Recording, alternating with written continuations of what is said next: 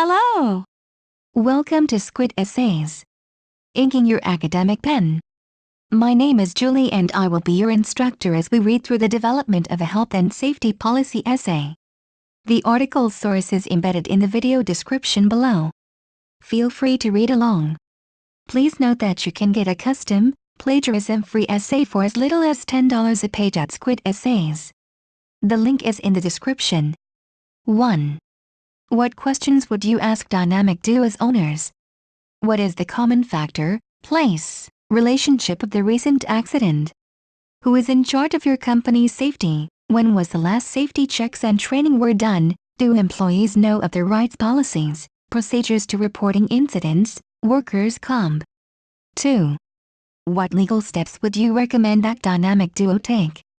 Investigate on each situation with a neutral party investigator to understand what happened. Get company lawyer in case employees sue. If company solely at fault, inform the workers of the workers' compensation available to them and any paid time off or injury offered to them. 3. What advice would you give the owners concerning the company's obligations under OSHA to record accidents? To have the independent investigator to record the incidents and note any of his findings. All information must be objective, unbiased, properly illustrating the situation and describing what happened. All must be reported to OSHA and have a plan/program and how to go about correcting any further incidents. 4. Visit www.osha.gov and determine if you can provide any additional information to help make the plan safer. Visiting with the website and seeing all the information and letter that is available to workers to make all kinds of working environments safer. I would suggest to make the plan safer. Workers should have safety trainings every quarter and each employee should be trained to able to identify a safety hazard and be able to report it. 5. How could Dynamic Duo be issued a citation for an ergonomics violation? Jack Richter says, I thought Bush got rid of that stupid regulation. What is your response? Ergonomics are important to every company, it cannot be overlooked or ignored. I doubt that sort of thing can be gotten rid of, so I suggest you follow that up with Mr. Bush to see why that is the case. In the meantime, fix/address the citation, correct any changes, and once Bush clear that question, then you can contest the citation. Interpersonal skills practice, making and refusing requests discussion questions. 1. What are your fears about saying no? Are they realistic or avoidable? The fear of saying no is to not make someone angry or be rude to boss, coworker, lose that relationship. Some are realistic and avoidable as well. 2. What are your strengths and weaknesses in refusing requests? What could be improved? My strengths is not care how they may feel about my refusal. My weakness is use I can't, things like that. That is not definitive in saying no. I could improve on just saying no, and not always having to feel the need to give a reason and feeling guilty. Improve on being more confident. 3. What are your strengths and weaknesses in making requests? What could be improved? Strengths are to tell them what I need done and when. Weakness is to be more confident and not wishy-washy.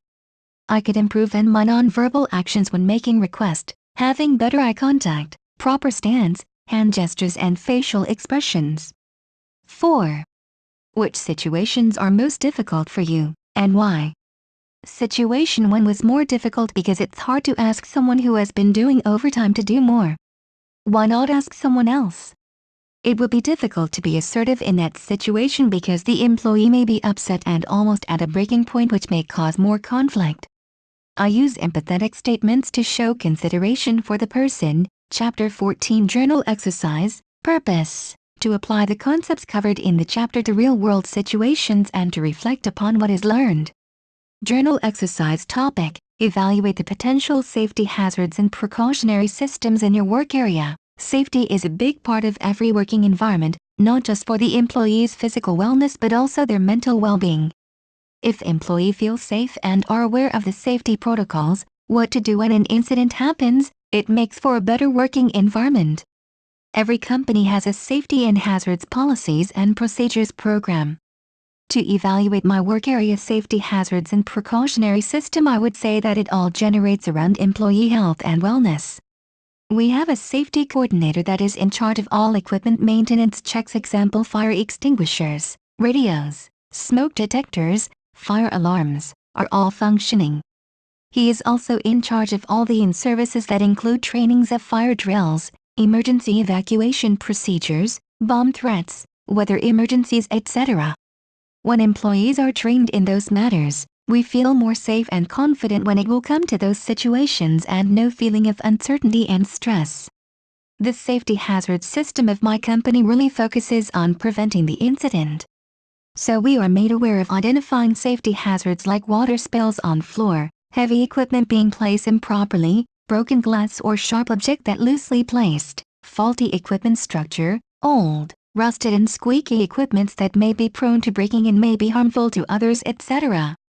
We are also made aware of how to report the incident through the hotline and the time period that we have to report any injuries due to the job. That guideline is also posted throughout the workplace so employees can read it and know. The employees are also made aware of the rights, workers' comp, etc. due to injury, paid time off, etc. Another safety system in my workplace is the infections control, which includes cleaning and sanitizing protocols, preventing spread of illnesses and infections. The transfer of sickness is also a safety hazard, so we must make sure all equipments that have been used must be cleaned properly with sanitizer wipes and sprays, or if possible we change the covering of that equipment. All surfaces that have been touched have to be wiped before starting the workday and after closing, that is before leaving. Working in health field, we are exposed to health issues, blood, bodily fluids, needles and chemicals. Safety protocols is to know where and how to properly dispose of those things. The last evaluation of my company's safety program is the use of the MSDS, which is the Material Safety Data Sheet. It is a binder that shows the chemicals that are being used in the workplace, what they are made of and what to do if the chemical contacts you or if it is swallowed and the side effects of that action. Thank you for taking your time to listen to me. I hope you enjoyed learning about the development of a health and safety policy essay as much as I did. Kindly remember that you can get a custom, plagiarism-free essay at Squid Essays for as little as $10. The link is in the description.